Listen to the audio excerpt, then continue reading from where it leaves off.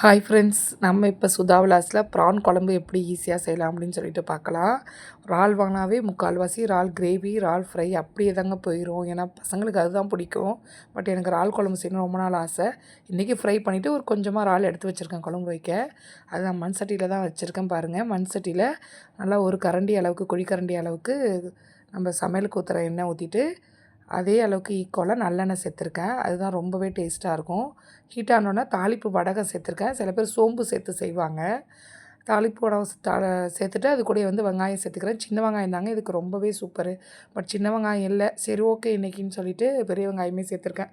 ஆனால் சின்ன சின்னதாக கொஞ்சம் குண்டு குண்டாக கட் பண்ணி போட்டு நல்லா எண்ணெயில் வதக்கிட்டேன். அது கூட ஒரு தக்காளியும் போட்டு நல்லா வதக்கிக்கிறேன்.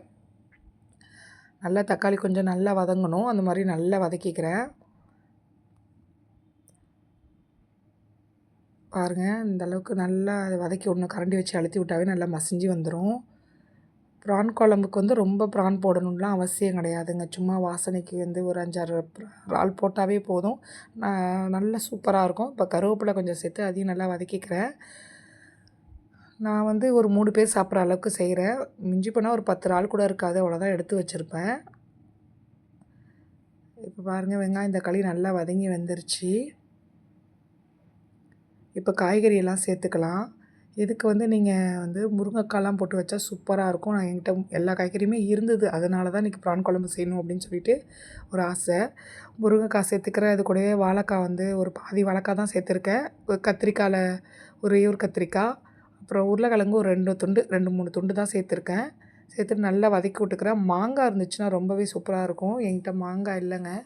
அதனால் இந்த காய்கறி மட்டும் சேர்த்துக்கிட்டு இந்த குழம்புக்கு வந்து இன்னும் கொஞ்சம் டேஸ்ட் கொடுக்கும். இந்த மாதிரி காய்கறிலாம் சேர்க்கும்போது நல்லா வதக்கி விட்டுக்கலாம். இப்போ வந்து இறால் சேர்த்துக்கிறேன். அந்த காய்கறி ஓரளவுக்கு வதங்கிடுச்சு. இப்போ பாருங்கள், எண்ணி பார்த்தா ஒரு 10 இறால் தான் இருக்கும். பட் வந்து டேஸ்ட்டு சூப்பராக இருக்கும். இறாலையும் சேர்த்து நல்லா வதக்கிக்கிறேன். அது ஒரு வாசனைக்கு தாங்க. நல்லா வதக்கிட்டு இந்த இறால் வந்துட்டு கொஞ்சம் அப்படியே சுருங்கும், அந்தளவுக்கு நல்லா வதக்கிக்கலாம். எப்போவுமே இந்த கருவாட்டு குழம்பு, இறால் குழம்பு இது கூடலாம் வந்து முருங்கைக்காய் சேர்த்து செஞ்சோம் அப்படின்னா சூப்பராக இருக்கும் டேஸ்ட்டு. இப்போ இறால் வந்து ஓரளவுக்கு வதங்கிடுச்சு. இப்போ வந்து நம்ம மசாலா ஆட் பண்ணிக்க போகிறோம். ஒரு ஸ்பூன் அளவுக்கு மஞ்சத்தூள், நான் வந்து கொஞ்சம் டேபிள் ஸ்பூன் அளவுக்கு ஒரு ஸ்பூன் வந்து குழம்பு மிளகாத்தூள் சேர்த்துக்கலாம்.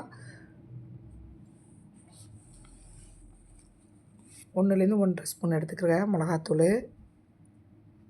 சேர்த்துட்டு நல்லா வந்து அந்த எண்ணெயிலே வந்து அந்த மசாலாவை நல்லா மிக்ஸ் பண்ணி விட்டுறணும். இந்த எண்ணெயிலே வதக்கும் போது அந்த பச்சை வாசனையும் போயிடும் நமக்கு. நல்லா வந்து இன்னும் கொஞ்சம் நல்லா மசாலா வந்து அந்த எல்லாத்தோடையும் காய்கறி எல்லாத்தோடையும் நல்லா கலந்து வரும். அதுக்காக தான் அப்படியே வதக்கிக்கிறோம். இதுக்கு வந்து சில பேர் வந்து புளி ஊற்றாமல் செய்வாங்கங்க. நம்ம கொஞ்சமாக புளி ஊற்றி செய்ய போகிறோம். நான் ஒரு சின்ன நெல்லிக்காய் அளவுக்கு புளியை வந்து ஊற வச்சு வச்சுருக்கேன். கரைச்சி கொஞ்சம் தண்ணியாக சேர்த்துக்கிறேன். புளி ஊற்றாமல் வெறுமனே தேங்காய் பெருஞ்சீரகம் அரைச்சி செய்வாங்க. சூப்பராக இருக்கும் டேஸ்ட்டு. நீங்கள் வதக்கும் போதே பூண்டு வேணாலும் உரித்து முழுசாக சேர்த்து வதக்கிக்கலாம். நான் அதெல்லாம் போடலை. இதுவே நல்லாயிருக்கும் அப்படின்னு சொல்லிட்டு நான் விட்டுட்டேன். சில பேருக்கு இந்த கேஸ் பிரச்சனை வரும், ப்ரான் இந்த வாழைக்காய் உருளைக்கிழங்குலாம் சேர்க்குறதுனால அப்படின்னு சொல்லிட்டு பூண்டு சேர்த்துக்கிட்டிங்கன்னா அதை வந்து உங்களுக்கு வந்து அந்த கேஸ் பிரச்சனை இருக்காது. அவ்வளோதான். இப்போ உப்பு தேவையான அளவு சேர்த்துக்கிட்டு நல்லா கலந்து விட்டுறலாம். தண்ணி பத்தலை அப்படின்னாக்கா இன்னும் கொஞ்சம் சேர்த்துக்கலாம். ஏன்னா காய்கறி வேகணும், அதனால் இன்னும் கொஞ்சம் தண்ணி சேர்த்துக்கிறேன். சேர்த்துட்டு நல்லா கலந்து விட்டுட்டு நம்ம வந்து மூடி வச்சிடலாம். மூடி வச்சுட்டு அந்த காய்கறி வேகிற வரைக்கும் நம்ம வெயிட் பண்ணணும். இந்த ப்ரானு இந்த காய்கறி எல்லாம் ஒன்றா கலந்து வேகும்போது நல்ல ஒரு வாசனையாக இருக்கும். நம்ம அதுக்குள்ளே தேங்காய் பிரிஞ்சிருக்க அரைச்சிட்டு வந்து வச்சிடலாம். அதுதாங்க ரொம்பவே மெயின் இதுக்கு. தேங்காயோட வெறுமனே சோம்பு சேர்த்து அரைச்சா போதும், வேறு எதுவும் சேர்த்து அரைக்க வேணாம். நான் அரைச்சி ரெடியாக வச்சுருக்கேன். இப்போ காய் வெந்துருச்சு, முருங்கைக்காய் வந்து வெந்துருச்சு. இப்போ வந்து நம்ம தேங்காய் பேஸ்ட்டு ஆட் பண்ண போகிறோம். நல்லா டேபிள் ஸ்பூனால் 2 ஸ்பூன் அளவுக்கு தேங்காய் பேஸ்ட்டு ஆட் பண்ணிக்கிறேன். இதுதாங்க இந்த குழம்போட டேஸ்ட்டே.